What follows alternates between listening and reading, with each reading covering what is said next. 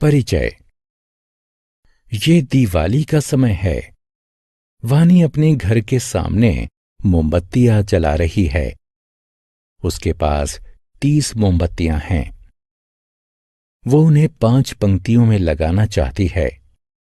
वो जानना चाहती है कि एक पंक्ति में कितनी मोमबत्तियां लगानी चाहिए। वो जल्दी से गणना करती है और प्रत्येक पंक्ति में 6 मोमबत्तियां लगाने का निश्चय करती है। बच्चों, इस पाठ में हम गुणन तथा भाग के बारे में और अधिक जानेंगे। आओ सीखें। गुणन की क्रियाओं को करना, भाग की क्रियाओं को करना। गुणन। जोड़ को दोहराना गुणन होता है। उदाहरण के लिए 5 कुर्सियों के पैरों की कुल संख्या पता करने के लिए हम 4 को 5 बार जोड़ेंगे, क्योंकि प्रत्येक कुर्सी में 4 पैर होते हैं। 4 जमा 4 जमा 4 जमा 4 जमा 4 बराबर 20। अन्य शब्दों में, संख्या 4 में संख्या 5 का गुणन करने पर 20 प्राप्त होता है। हम इसे इस प्रकार भी लिख सकते हैं कि 5 गुणा 4 बराबर 20।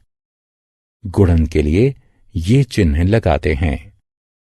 पहली संख्या 5 गुणक कहलाती है। दूसरी संख्या 4 गुण्य कहलाती है और गुणन का परिणाम गुणनफल कहलाता है। गुणन के गुण। आओ अब हम गुणन के कुछ गुणों के बारे में जानते हैं। इन बिंदुओं को देखें। ये 3 पंक्तियों में हैं। प्रत्येक पंक्ति में 5 बिंदु हैं। हम बिंदुओं की कुल संख्या कैसे पता लगा सकते हैं? जी हां, हम 5 को 3 बार जोड़ते हैं। दूसरे शब्दों में, हम 5 गुणा 3 का आकलन करते हैं। हम इसे ऐसे लिख सकते हैं: 3 गुणे 5 जो कि 15 होता है। आओ हम 15 बिंदुओं के विभिन्न विन्यासों को देखते हैं। सभी बिंदुओं को 15 बिंदुओं की एक पंक्ति में लगाया जा सकता है। 1 गुणा 15 बराबर 15। प्रत्येक बिंदु को एक बिंदु की 15 पंक्तियों में लगाया जा सकता है। 15 गुणा 1 बराबर 15। प्रत्येक बिंदु को 3 बिंदुओं की 5 पंक्तियों में लगाया जा सकता है। 5 गुणा 3 बराबर 15। 1 गुणा 15 बराबर 15 होता है। 15 गुणा 1 बराबर 15 होता है। 5 गुणा 3 15 होता है और 3 गुणा 5 भी 15 होता है। 2 की गुणन सारणी। जब हम गुणन के तथ्यों का स्मरण करते हैं, तब गुणन करना आसान हो जाता है। गुणन के तथ्य गुणन सारणियों में दिए होते हैं। चलो 2 की गुणन सारणी से प्रारंभ करते हैं। 2 गुणा 1 2 होता है। 2 गुणा 2 4 होता है। 2 गुणा 3 6 होता है। 2 गुणा 4 8 होता है। 2 गुणा 5 10 होता है। 2 गुणा 6 12 होता है। 2 गुणा 7 14 होता है। 2 गुणा 8 16 होता है। 2 गुणा 9 18 होता है। 2 गुणा 10 20 होता है। 3 से 10 तक की गुणन सारणी। आओ अब हम 3 से 10 तक की संख्याओं की गुणन सारणी को जानते हैं। चलो 3 की सारणी से प्रारंभ करते हैं। अब 4 की सारणी, 5 की सारणी, 6 7 8 9 तथा 10 की सारणियां। आओ खेलें। संख्याओं का गुणन करके सही विकल्पों को उठाकर उनके संगत बक्सों में रखें। एक अंक वाली संख्याओं का गुणन। एक फल के कटोरे में 6 सेब रखे हैं। इस प्रकार के 13 कटोरों में कितने सेब होंगे? इसका उत्तर पता लगाने के लिए हमें 13 का गुणा 6 से करना होगा।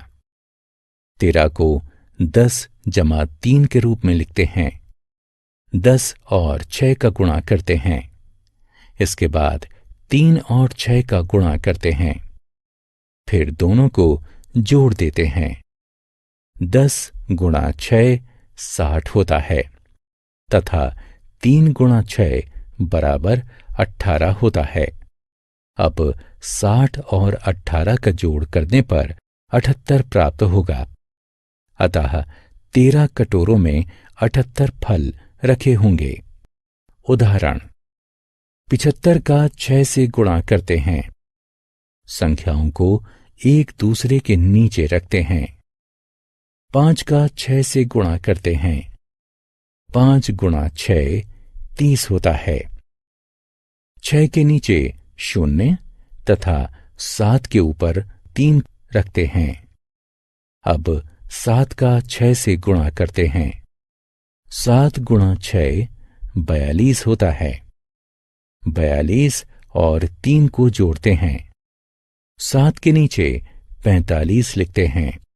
उत्तर 450 होता है। भाग के गुण। भाग गुणा का ठीक उल्टा होता है। ये घटाने की प्रक्रिया को दोहराना होता है। आओ अब हम भाग के बारे में और जानते हैं। इस चित्र को देखें। बगीचे में 24 गमले हैं। अगर माली बगीचे में रखे गमलों को 4 पंक्तियों में लगाता है तो बताइए प्रत्येक पंक्ति में कुल कितने गमले होंगे?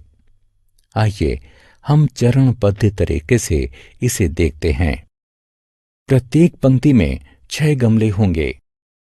आइए देखें कैसे। माली पहली पंक्ति में 6 गमले लगाता है। अब उसके पास 18 गमले बचते हैं। वो दूसरी पंक्ति में 6 गमले लगाता है। अब उसके पास 12 गमले बचते हैं। वो तीसरी पंक्ति में 6 गमले लगाता है। अब उसके पास 6 गमले बचते हैं। वो चौथी पंक्ति में भी 6 गमले लगाता है। अब उसके पास कोई भी गमला नहीं बचता है। अन्य शब्दों में 24 घटा 6 घटा 6 घटा 6 घटा 6 बराबर 0 होगा। माली ने 24 गमलों को 4 पंक्तियों में बांटा है, जिससे प्रत्येक पंक्ति में 6 गमले रखे हैं। हम इस स्थिति को ऐसे लिख सकते हैं। 24 को 4 से भाग देने पर 6 प्राप्त होता है। ये भाग का चिन्ह है। संख्या 24 भाज्य है, 4 भाजक है तथा 6 भागफल है। उदाहरण, 18 लड़कियों को एक बस में बैठाना है। एक सीट पर 2 लड़कियां बैठ सकती हैं। तो बताइए कि बस में कम से कम कितनी सीटें होनी चाहिए? चलिए देखते हैं। सबसे पहले तो लड़कियों को 2 के समूहों में बांटते हैं। कुल 9 समूह बनते हैं। इसलिए बस में कम से कम 9 सीटें होनी चाहिए। हम उपयुक्त समस्या को इस प्रकार से भी लिख सकते हैं। 18 भाग 2 बराबर 9। आओ खेलें। संख्याओं का भाग करके सही विकल्पों को उठाकर उनके संगत बक्सों में रखें।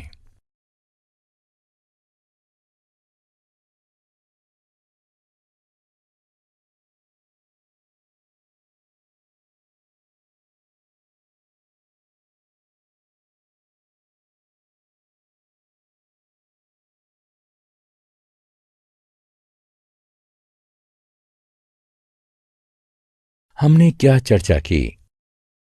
जोड़ को दोहराना गुणन होता है। गुणन वो होता है जिसको किसी संख्या से गुणा किया जाए। गुणक गुणन करने वाली संख्या होती है। गुणन का परिणाम गुणनफल कहलाता है। घटाने को दोहराना भाग होता है। भाज्य वो होता है जिसका किसी संख्या से भाग किया जाए। भाजक भाग करने वाली संख्या होती है। भाग का परिणाम भागफल कहलाता है।